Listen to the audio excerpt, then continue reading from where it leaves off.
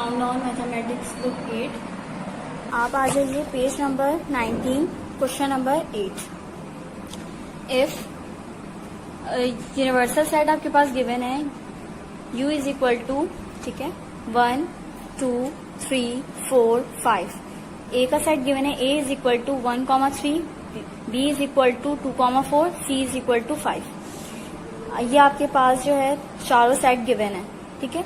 यहाँ पर अब आपको क्या फाइंड करना है? सबसे पहले पार्ट में देखिए a union b union c, यानी कि आपको a का यूनियन b और c, इन तमाम सेट का जो है वो आपको यूनियन फाइंड करना है, ठीक है। अब आपको इस तरह से सॉल्व करना है। ये a union b union c, ठीक है, इस तरह से आपको लिखना है। अब यहाँ पे हमने पहले a union b union c is equal to a का सेट उतारा, यूनियन की साइन लगाई, फिर उसके बाद b का सेट उतारा, ठीक है, फिर उसके बाद हमने c का सेट उतारा। तीनों सेट हमने उतार लिए, ठीक है। अब यहाँ पर यूनियन में हमें पता है क्या करते हैं, हम यूनियन में वैल्यू मर्ज करके लिख देते हैं। यानी कि अगर दो सेट की जो है वैल्यूज होती हैं तो हम दोनों सेट की वैल्यूज को अरेंज करके लिख देते हैं। लेकिन यहाँ पर तीन सेट की बात हो रही है कि तीनों सेट का यूनियन लेना है, तो हम तीनों सेट की वैल्यूज जो है वो उसको अरेंज करके लिख देंगे। पहले इस तरह से अरेंज करेंगे, 1 के बाद 2 आता है, 2 के बाद 3 4 फिर 5। इस तरह से हमने ये अरेंज कर दिया, तो ये हमारा बन गया a union b union c, ठीक है। ये हमारा कौन सा सेट बन गया? a union b union c का हमारे पास सेट बन गया, ठीक है। अब उसके बाद बी पार्ट में देखें, सेकंड पार्ट, इसमें a union b bracket intersection c, ठीक है। सेकंड पार्ट में a union b intersection c है, तो पहले a यूनियन b सॉल्व करेंगे। पहले हम ब्रैकेट सॉल्व करेंगे, फिर उसके बाद इस ब्रैकेट का इंटरसेक्शन लेंगे। अब a यूनियन b ब्रैकेट के अंदर लिखा हुआ है a यूनियन b, तो पहले आपने लिखा a union b is equal to a का सेट उतारा, यूनियन की साइन लगाई, b का सेट उतारा, ठीक है। अब यहाँ पर यूनियन में मैंने आपको बताया तमाम वैल्यू, दोनों साइड की तमाम वैल्यूज को मर्ज करके लिख देते हैं। तो यहाँ पे 1 2 3 4 इस तरह से आप अरेंज करके लिख देंगे, 1 2 3 4। तो ये आपके पास आ जाएगा a यूनियन b। अब a यूनियन b आपके पास आ गया है, c का सेट आपके पास गिवन है, आप इंटरसेक्शन निकाल सकते हैं। तो यहाँ पे लिखेंगे आप a union b bracket intersection c is equal to a, यहाँ पे a यूनियन b का सेट उतार लिया आपने, इसकी जगह पे इंटरसेक्शन की साइन लगाई, 5 का सेट आपके पास गिवन है, 5 का सेट में लिखा हुआ है 5, ठीक है। अब इंटरसेक्शन में हम कॉमन ले लेते हैं, यानी कि दोनों सेट जो गिवन होते हैं उसमें जो सेम वैल्यूज आती हैं दोनों सेट में वो लिखते हैं। लेकिन यहाँ पर कोई वैल्यू जो है दोनों सेट्स में नहीं आ रही, जैसे कि यहाँ पे 1 2 3 4 और यहाँ पे 5, कोई ऐसी वैल्यू नहीं है जो इस सेट में भी आए और इस सेट में भी आए, सेम वैल्यू वो नहीं है। तो हम यहाँ पे लिख देंगे एम्प्टी सेट, ठीक है। एम्प्टी सेट यहाँ पर आ जाएगा क्योंकि कोई ऐसी वैल्यू ही नहीं है, तो यहाँ पे एम्प्टी सेट आ जाएगा। अब यहाँ उसके बाद थर्ड पार्ट में देखें, a intersection b union c। अब a इंटरसेक्शन b लेंगे पहले, ठीक है, पहले ब्रैकेट सॉल्व करेंगे, फिर उसके बाद यूनियन ले लेंगे c के साथ। तो a इंटरसेक्शन b, a का सेट उतारा आपने, ठीक है, इंटरसेक्शन की साइन लगाए आप, उसके बाद आपने b का सेट उतार लिया, ठीक है। a का सेट उतार लिया आपने, b का सेट उतार लिया। अब इंटरसेक्शन में क्या होता है कि दोनों सेट के वैल्यूज जो सिमिलर होती हैं उनको लिखते हैं, ठीक है। लेकिन यहाँ पर 1 3, यहाँ पे 2 4, तो यानी कि दोनों सेट की वैल्यूज जो है वो एक दूसरे से मुख्तलिफ हैं, तो यहाँ पे कोई भी वैल्यू नहीं आएगी, तो ये भी नल सेट होगा, एम्प्टी सेट, ठीक है।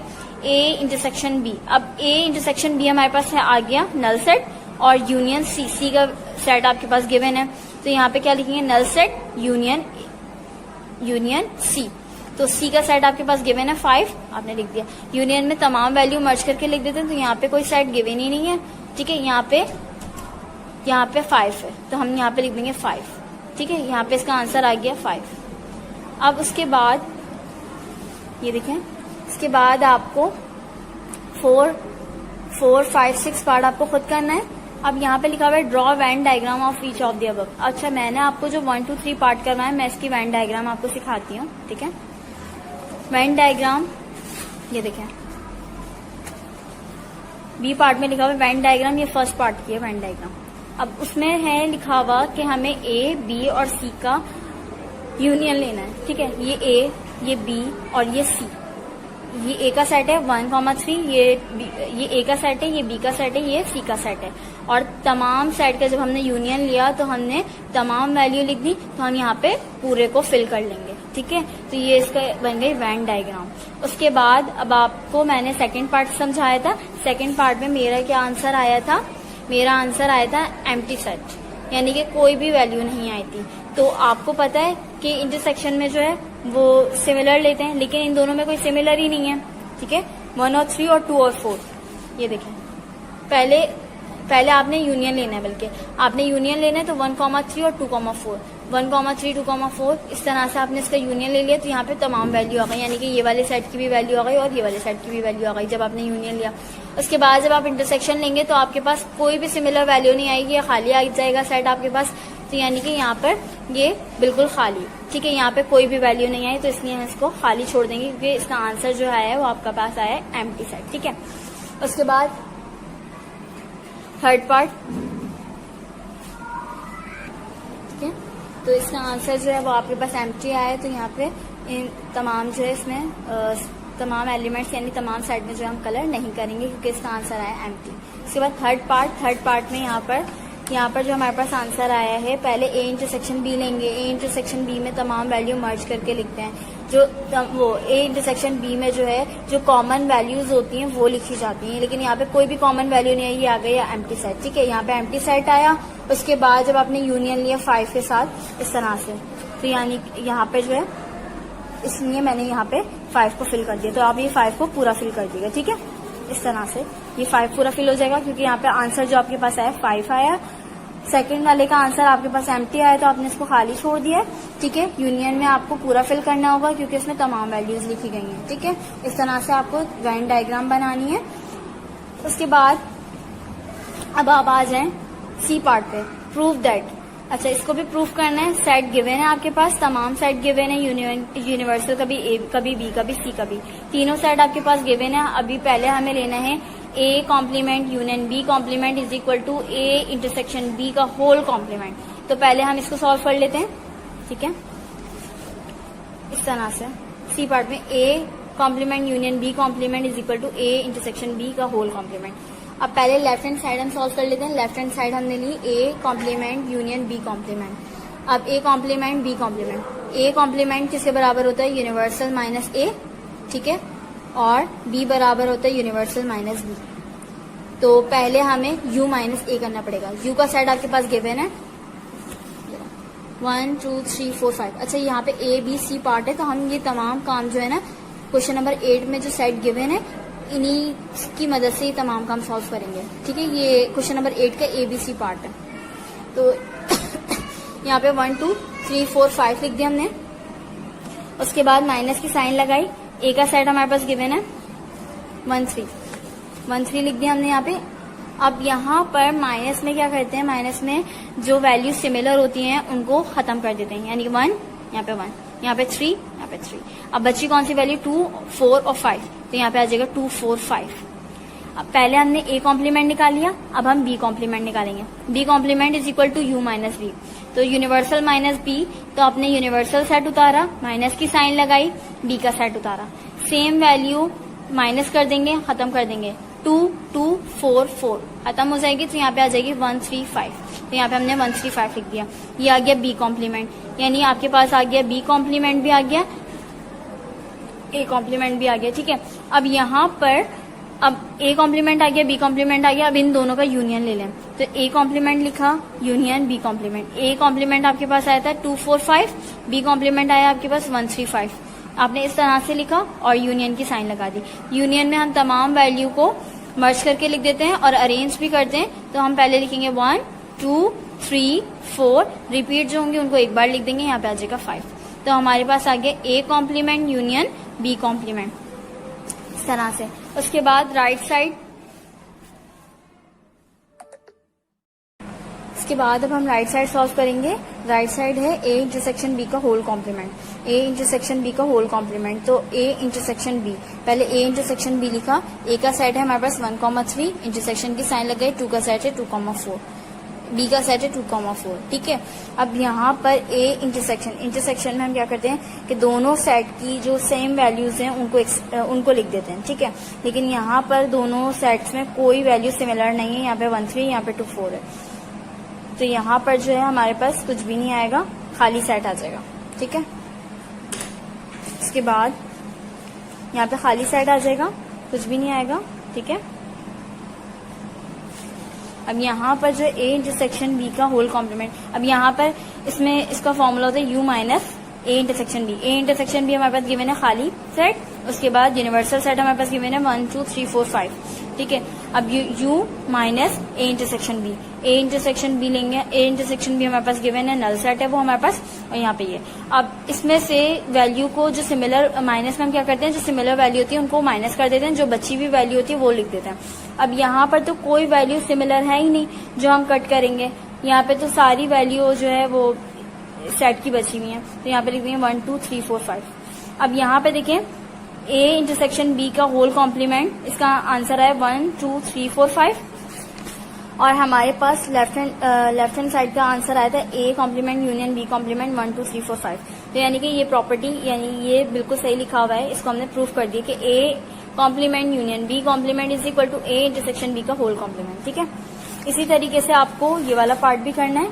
यहाँ पे देखें ए यूनियन बी या a complement intersection b complement is equal to a union b का होल कॉम्प्लीमेंट, ये आपको खुद सॉल्व करना है। क्वेश्चन नंबर 9 पे आ जाए। क्वेश्चन नंबर 9 में लिखा है फाइंड बी वैन, अच्छा यहाँ पे बी फाइंड करना है, ए इज इक्वल टू 2 4 6 8, और ए इंटरसेक्शन बी गिवन है हमारे पास 6, 8, और ए यूनियन बी भी गिवन है हमारे पास 2 4 5 6 7 8। अब यहाँ पर बी की वैल्यू फाइंड करनी है। पहले हमारे पास ऐसा होता था कि ए गिवन है बी गिवन है, हमें ए यूनियन बी निकालना है, इंटरसेक्शन बी निकालना है, लेकिन यहाँ पे बी फाइंड करना है कि बी की वैल्यू क्या होगी, इसका इंटरसेक्शन ये है और यूनियन ये है। तो इसका एक फॉर्मूला है, उसकी मदद से हम इसको सॉल्व करते हैं।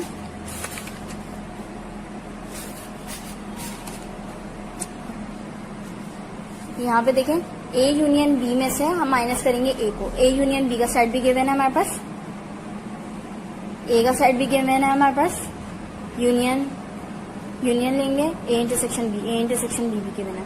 तो पहले हम ब्रैकेट सॉल्व करेंगे, ये वाली ब्रैकेट, तो ए यूनियन बी में से ए को माइनस करेंगे। ए यूनियन बी का सेट जो हमारे पास गिवन है 2 4 5 6 7 8, 2 4 5 6 7 8, माइनस की साइन लगाई। ए का सेट हमारे पास गिवन है 2 4 6 8, यहाँ पे 2 4 6 8 लिख दिया, ठीक है। अब यहाँ पे माइनस में जो करते हैं वो ये करते हैं कि जो सेम वैल्यूज होती हैं उनको कैंसिल कर देते हैं। 2 2 4 4 6 6 8 8, इन वैल्यू को कैंसिल कर दिया हमने।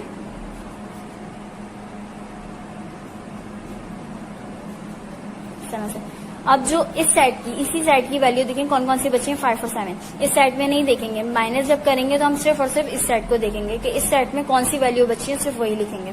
तो 5 और 7 बचा है, तो 5 और 7 लिख दिया हमने, ठीक है। हमारे पास इसकी वैल्यू आ गई और ए इंटरसेक्शन बी भी गिवन है। अब आप निकाल लें इसका यूनियन, तो ये वाली वैल्यू लिखी हमने, ठीक है। ये वाली वैल्यू की जगह हमने लिखा क्या 5, 7, यूनियन की साइन लगाई, ए इंटरसेक्शन बी गिवन है, मेरा गिवन 6, 8, तो हमने लिख दिया 6, 8। अब इसका ले लें यूनियन में तमाम वैल्यू मर्ज करके लिख देते हैं।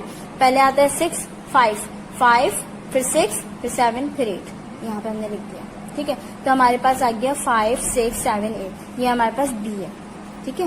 ये बी निकालने का, ये आगे बी का आंसर। अब इसी तरीके से आप सेकंड पार्ट आप खुद करेंगे, इसमें भी बी फाइंड करना है, ए गिवन है, ए इंटरसेक्शन बी गिवन है, ए यूनियन बी गिवन है, ठीक है।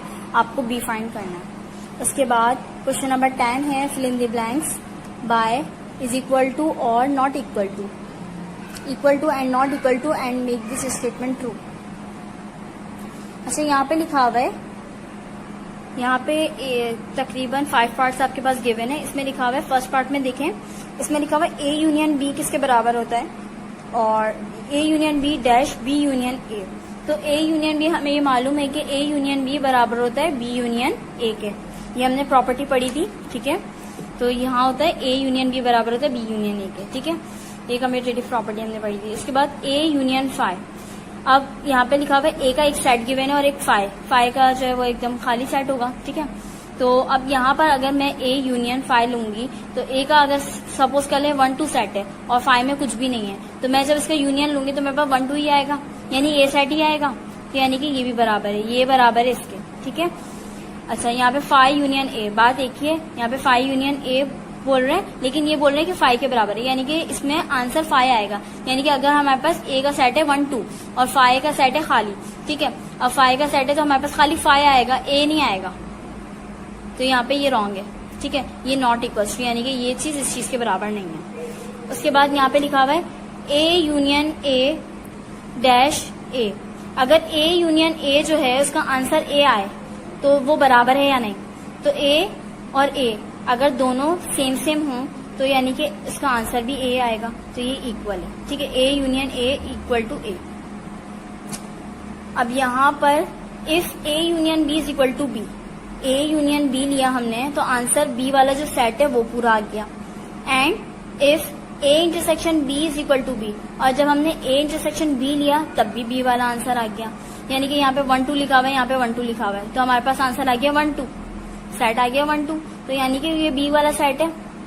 फिर उसके बाद ए इंटरसेक्शन बी लिया तो यहाँ पे 1 2 लिखा हुआ है, यहाँ पे भी 1 2 लिखा हुआ है, तो यानी कि दोनों में सेट सिमिलर है, एलिमेंट सिमिलर है, लेकिन यहाँ पे क्या लिख देंगे, बी वाला सेट आ गया। यानी कि देन ए डैश बी, यानी कि अगर ए और बी जो है वो एक दूसरे के मतलब बराबर हों या उनके तमाम वैल्यूज इक्वल हों, ठीक है, यानी उसके एलिमेंट्स बराबर हों, तो ए यूनियन बी बराबर होगा बी के, ए इंटरसेक्शन बी बराबर होगा बी के, तो यहाँ पे इक्वल टू की साइन आ जाएगी, ठीक है। उसके बाद क्वेश्चन नंबर